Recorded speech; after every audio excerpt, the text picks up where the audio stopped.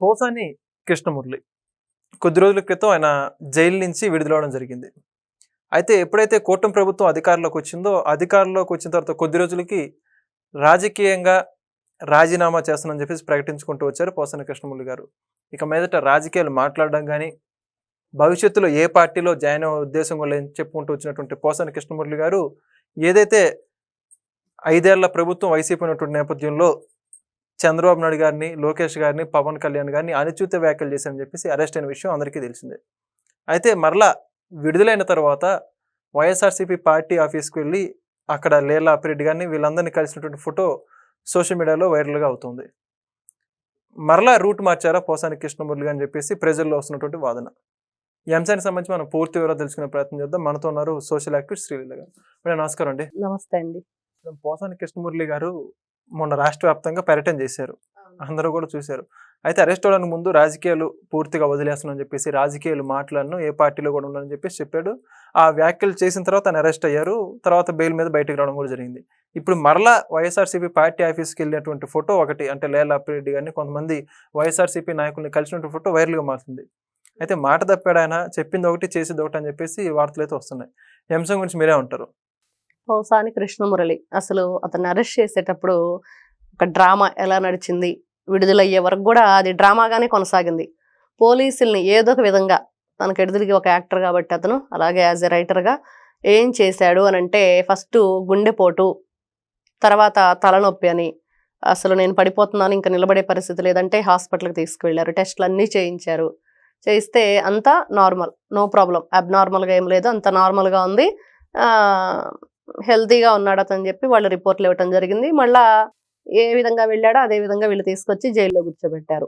అదేవిధంగా పోసాని కృష్ణమురళి గారు రాజా రాజా అంట ఫస్ట్లో జడ్జి గారిని కానివ్వండి, పోలీసులను కానివ్వండి సంబోధిస్తూ రకరకాల వ్యాఖ్యలు చేశారు. ఇలా స్టార్టింగ్లోనే అరెస్ట్ అయ్యి వాళ్ళు తీసుకెళ్ళబోయేటప్పుడే ఇతను రాజా రాజా అంట పోలీసులను ఏదో ఇలానే మాట్లాడుతూ ఉంటే వాళ్ళు కూడా కాసేపు, కొంచెం సేపు వాళ్ళు కూడా ఏం జరుగుతుంది, ఎందుకు ఇలా ఇతను బిహేవ్ చేస్తున్నాడు, ఏదన్నా మెంటలీ డిజార్డరా, లేకపోతే నిజంగా ఏదన్నా ఇప్పుడు ఏదైనా షాక్ గురయ్యాడా, సడన్ గా అరెస్ట్ చేస్తుంటే రకరకాలుగా అనుకున్నారు. కానీ వాళ్ళలో ఒక అతను మాత్రం బాగా కోపం వచ్చేసి పిచ్చి పిచ్చి వేషాలు వేస్తున్నాం అని చెప్పేసి లాగి పెట్టి ఒకటి కొట్టగానే జ్ఞానదంతం వచ్చి అరిచేతిలో పడిందంట. దెబ్బ జ్ఞానోదయం అయిపోయి అప్పుడు చేతులు 2 జోడించి సార్ అనే పదానికి వచ్చాడంట. ఇదంతా కూడా ఆ రోజు నుంచి ఈ రోజు వరకు ప్రతి ఒక్కరూ కూడా ప్రతి ఒక్క న్యూస్లో అన్నిట్లో కూడా వచ్చిన రిపోర్ట్ ఇది. అతను ఏ విధంగా బిహేవ్ చేశాడు, ఏ విధంగా అరెస్ట్ చేశారు, తర్వాత ఏ విధంగా అతను నాటకాలు వేశాడు, ఇవన్నీ కూడా తెలిసిన విషయాలే.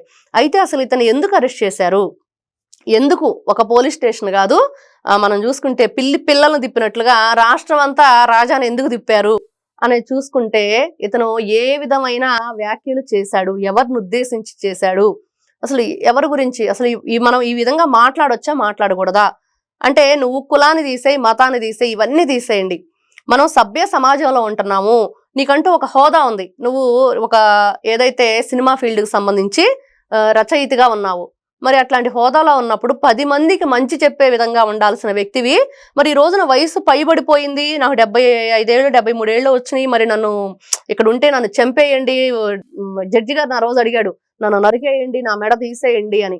మరి నా మెడ తీసేయండి అనే బదులు నిజంగానే నేను తప్పు చేశాను, నిజంగానే పిచ్చి మాటలు మాట్లాడాను, నిజంగానే ఆడవాళ్ళని ఏ విధంగానైనా సరే మనం గౌరవించాలి అనేది ఆర్టీసీ బస్సుల్లో కూడా రాస్తుంటుంది, స్త్రీ గౌరవప్రదంగా మనం ఉంచుకోవాలి, గౌరవప్రదంగా చూడాలి అని. మరి అవన్నీ కూడా మర్చిపోయి నువ్వు ఏ విధంగా ప్రవర్తించావు ఆడపిల్ల పట్ల, ఏ విధంగా నీ దుర్భాషలాడావు, ఏ విధంగా నీ మాట శైలి ఉంది అనంటే, ఆ రోజు జడ్జి గారి ముందు నిజంగా ఇతను నన్ను చంపేయండి, నాకు బెయిల్ ఇస్తారా ఇవ్వరా అని చెప్పేసి బ్లాక్మెయిల్, ఎమోషనల్ బ్లాక్మెయిల్ చేశాడు.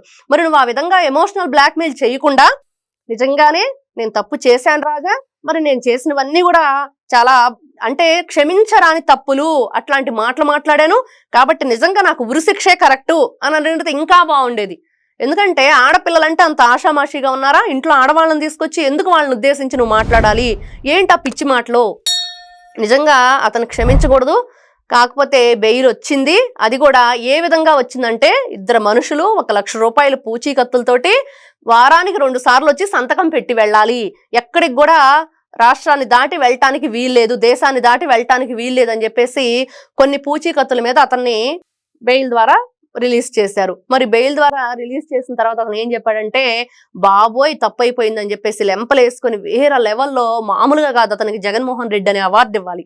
మధ్యన కొత్తగా కనిపెట్టారు ఆంధ్రప్రదేశ్ రాష్ట్ర ప్రజల్లో, మీకు తెలుసో తెలీదో, జగన్మోహన్ రెడ్డి అవార్డు అని ఇస్తున్నారు. ఎవరైతే ఇప్పుడు కొడాల నాని కావాలనివ్వండి, లేకపోతే వల్లభనేని వంశీ, పేర్ని నాని, వీళ్ళందరూ కూడా జగన్మోహన్ రెడ్డి అవార్డులు అనేది కొత్తగా వచ్చినాయి. దాని గురించి ఇంకా ఎవరికి తెలియదు. ఇతను కూడా అవార్డు ఇవ్వచ్చు అని చెప్పుకుంటున్నారు. ఎందుకంటే అంత జగన్నాటక సూత్రధారి. వీళ్ళందరూ కూడా ఎట్లాంటి నాటకాలు వేస్తారంటే, ప్రజల్ని ఇన్ని రకాలుగా 2019 నుంచి 24 వరకు ఏ విధంగా మనం పరిపాలించాలి, ఏ విధంగా వాళ్ళకి మంచి చెడ్డ చూసుకోవాలి, ఏ విధంగా మనం ప్రజా ప్రతినిధులుగా ఉన్నప్పుడు ఒకరికి గౌరవిస్తూ మనం గౌరవాన్ని పొందుతూ సభ్య సమాజంలో ఏ విధంగా ఉండాలనేది మర్చిపోయి బూతుల రాజకీయాలకి తలదీసి వీళ్ళంతా కూడా వాళ్లే కదా, ఇవన్నీ కూడా వాళ్లే స్టార్ట్ చేశారు. అంతకుముందు ఎప్పుడు కూడా నాకు ఊహొచ్చినప్పటి నుంచి నేను చూస్తున్నాను, అసెంబ్లీ అంటే చాలా గౌరవంగా జరిగేది. చక్కగా వాళ్ళు జోకులు వేసుకున్నా, ఒకరి మీద ఒకరు సెటైర్లు వేసుకున్నా, మళ్ళీ కలిసిపోయి హగ్ చేసుకొని చక్కగా బయటకు వచ్చేసి కరచాలనం చేసుకొని హ్యాపీగా ఉండేవాళ్ళు. కానీ ఇంత దారుణమా, ఇంట్లో ఆడవాళ్ళని తీసుకొచ్చి అంత అసభ్యకరమైన పదాలు వాడుతూ, పోస్టులు పెట్టిస్తూ, వాళ్ళ బాడీ షేమింగ్ చేస్తూ, ఒకటా రెండా అది తీసేస్తే అక్రమంగా అరెస్టులు. అచ్చెన్నాయుడు గారికి ఆపరేషన్ జరిగిందని చెప్పినా కూడా కొన్ని వేల కిలోమీటర్లు అతన్ని చేయించారు వీళ్ళందరూ కలిసి. మరి కొల్లు రవీంద్ర గారు, అలాగే ఎంతమందిని, చంద్రబాబు నాయుడు గారిని అక్రమంగా అరెస్ట్ చేయటం, వీళ్ళు ఇష్టానుసారంగా, వీళ్ళు అక్కడ ఏ కేసు ఉండదు. కానీ ఈ రోజున అసలు నిజంగా వీళ్ళు చేసిన తప్పులన్నిటికీ కూడా వీళ్ళందరిని అరెస్ట్ చేయడం స్టార్ట్ చేస్తే ఎక్కడ జైళ్ళు అనేవి సరిపోవు. వాదించడానికి లాయర్లు కూడా రారు. ఆ పొన్నవాళ్ళు సుధాకర్ అనే వ్యక్తి కూడా పారిపోతాడు. మరి అట్లాంటి పరిస్థితిలో ఈ రోజున ఇతను ఏదైతే రాజా రాజా అంటూ ఇంకా నాకు బుద్ధి వచ్చింది, క్షమించండి, నాకు చావే శరణ్యం, వేయలేకపోతే మరి నేను చచ్చిపోతున్నాను అని మాట్లాడిన పోసాని కృష్ణమురళి గారు ఈ రోజున ఏదైతే మీరంటున్నట్లుగా ఎవరెవరితో ఉన్నాడు, ఎక్కడికి వెళ్ళాడు, ఎవరిని కలిశాడంటే మరి అతనికి వాళ్లే సర్వం. సాక్షి ఛానల్ నుంచి, సాక్షి పేపర్ సంబంధించిన వాళ్ళకి సంబంధించి అక్కడి నుంచి ఇతనికి స్క్రిప్ట్ వచ్చింది, అతనే స్వయంగా చెప్పాడు. మరి ఇంకా కొన్ని మాటలు మాట్లాడావు, ఎందుకు మాట్లాడావంటే అవి నేనే స్వయంగా మాట్లాడాను, నాకే కొంచెం కోపం ఉంది పవన్ కళ్యాణ్ గారి మీద అని కొన్ని మాటలు చెప్పాడు. కొన్నిటికైతే అసలు నాకు తెలియదు, గుర్తులేదు, మర్చిపోయాని కొన్ని సమాధానాలు చెప్పాడు. కానీ ఈ రోజున నిజంగా మనం అనుకుంటున్నాము, పాముని ఎలా చంపుతారో తెలుసా అండి? ఫస్ట్ ఒక సర్పం ఉందనుకోండి పల్లెటూరులో, నిజంగా పాముని చంపేటప్పుడు ఫస్ట్ దాని నడుము మీద కొట్టాలి. నడుము మీద కొడితే ఏమైద్దంటే అది ఇంకా కదలలేదు ఫాస్ట్గా, ఆ తర్వాత దాని తల మీద కొట్టాలంటారు, ఇంకా చచ్చిపోయిద్ది అది. కానీ వీళ్ళందరూ పాములు లాంటి వాళ్ళు. ఎంత రాష్ట్రానికి ఎంత హాని చేశారు. ఈ రోజున నడువుల మీద మాత్రమే కొట్టి వదిలేశారు కాబట్టే ఈ రోజున ఇంకా కూడా పడగిప్పి ఈ రకంగా వాళ్ళ విషాన్ని ఎలాగైనా సరే ప్రజల మీద చిమ్మటానికి ప్రయత్నం చేస్తున్నారు. ఏ విధంగా విషాన్ని చిమ్ముతున్నారంటే, కొంతమంది ఏమో హిందువు ధర్మాన్ని కాపాడుతుంది జగన్మోహన్ రెడ్డి అని, కొంతమంది ఏమో పాస్టర్ ప్రవీణ్ చావును అడ్డం పెట్టుకుని కోతకు వస్తాము అని మాట్లాడిన ఎవరైతే బెన్ లింగం లాంటి వ్యక్తులు ఉన్నారో వాళ్ళ మీద కూడా కేసు నమోదైంది. మరి ఇట్లాంటి వ్యక్తుల్ని సమాజానికి వీళ్ళు విష పురుగు లాంటి వాళ్ళు, వీళ్ళని అసలు వదిలిపెట్టకూడదు. ఆంధ్రప్రదేశ్ రాష్ట్ర ప్రజలందరినీ కోతకు వస్తాను అని అంటే ఏ ఉద్దేశంతో నువ్వు అంటున్నావు? అసలు నీ దగ్గర ఏం ఆధారాలు ఉన్నాయి? ఎవరో ఒక వ్యక్తి, నిజంగా నేను ఏదో ఛానల్లో చూశాను, ఒక మెసేజ్ పెట్టాడంట, నాకు గత రాత్రి కలలో వచ్చింది, కొంతమంది వ్యక్తులు ముసుగు వేసుకునో లేకపోతే నార్మల్ గానో వచ్చేసి అతన్ని, ఎవరైతే పాస్టర్ ప్రవీణ్ చనిపోయాడో అతను చంపటం, ఏ విధంగా చంపారు, ఏం చేశారు, అవన్నీ అతను కల వచ్చిందంట. మరి కల వచ్చినప్పుడు పలానా వ్యక్తులు అని చెప్పి నీ కల్లో కనిపించుంటారు కదా, మరి వాళ్ళ పేర్లు వాళ్ళ ఫోటోలు కూడా ఇస్తే వాళ్ళని ఎవరినో అరెస్ట్ చేస్తారు అని కూడా అతనికి రిప్లై ఇవ్వటం జరిగింది. ఎంత ఫన్నీగా ఉందండి ఆ మాట. అంటే ఇవన్నీ కూడా పిచ్చి మాటలు, పిచ్చి కథలు, పిచ్చి వ్యవహార శైలి ఇదంతా. ఎందుకంటే ఈ రోజున పోసాని కృష్ణమురళి లాంటి వాళ్ళు బోలెడంత మంది ఉన్నారు రాష్ట్రంలో. వాళ్ళందరినీ కూడా నిజంగా ఒకరికి కఠినమైన శిక్ష పడితే, ఒకరిని కఠినంగా శిక్షిస్తే జీవితంలో రెండోసారి ఇట్లాంటి మాటలు మాట్లాడటం కానీ కోతకు వస్తాము హిందువుల్ని అని మాట్లాడాడు అతను. అంటే ఇప్పుడు ఒక పాస్టర్ ప్రవీణ్ చావును అడ్డం పెట్టుకొని, అదే ఒక యాక్సిడెంట్, 350 కెమెరాలు, సీసీ కెమెరాలు చెక్ చేసి క్లియర్ గా చెప్పేశారు ఏం జరిగింది అక్కడ అనేది. అతను మద్యం గుదుకాలు దిగటం, మనం అక్కడ ఏదైతే మద్యం కొనుగోలు చేయటం, అవన్నీ కూడా కనిపించినాయి దాంట్లో. మరి వీళ్ళు కొత్తగా ఈ రకంగా ప్రార్థనలు చేసే గుంపులే కాదు, యుద్ధాలు చేసే గుంపులో కూడా ఉన్నాయని చెప్పేసి అతను మాట్లాడటం. దీని అందరికీ ఇంకో ఆయన ఉన్నాడు కర్త, ఎవరైతే మా గోరంట్ల మాధవ్, అతను ఏమన్నాడండి, అంతర్ యుద్ధాలు జరుగుతాయి అన్నారు. ఈ రోజున ప్రతి ఒక్కరికి కూడా మీరు తప్పు చేశారు, ఈ విధంగా మైనింగ్లు కానీ అసలు ఏ విధంగా నేను రాష్ట్రాన్ని దోచుకున్నారు, మరి విచారణకు రండి కేవలం నోటీసులు ఇస్తానికి వెళ్ళినా కూడా వీళ్ళు తప్పించుకొని తిరుగుతున్నారు. ఇవన్నీ చూస్తుంటే నిజంగా పోసాని కృష్ణమురళి మీరంటున్నట్లుగా ఈ రోజున వాళ్ళు కలిశారంటే మాట తిప్పం మడని తిప్పం, మేము ఏదైనా సరే నీతికి నిజాయితీకి నిలబడటం, లేకపోతే హిందూ ధర్మాన్ని కాపాడటం, ఇవన్నీ కూడా కల్లబుల్లు కబుర్లుగా తప్పించి వాళ్ళ ఇప్పుడు జగన్మోహన్ రెడ్డి గారు కూడా ఎందుకు ఈ రోజున ఒక పాస్టర్ గారే నేను చెప్పారు ఏమనంటే, అతను మీరు నా దగ్గరకు రావద్దు, క్రిస్టియానిటీకి నేను దగ్గరగా ఉంటే నాకు బీజేపీ నుంచి కూడా సపోర్ట్ ఉండదు, నా కేసులన్నీ కూడా నాకు ఇబ్బందిగా నా తలకు చుట్టుకుంటాయి, కాబట్టి నేను హిందువుగానే కనిపించాలి వాళ్ళ దృష్టికి అని చెప్పేసి.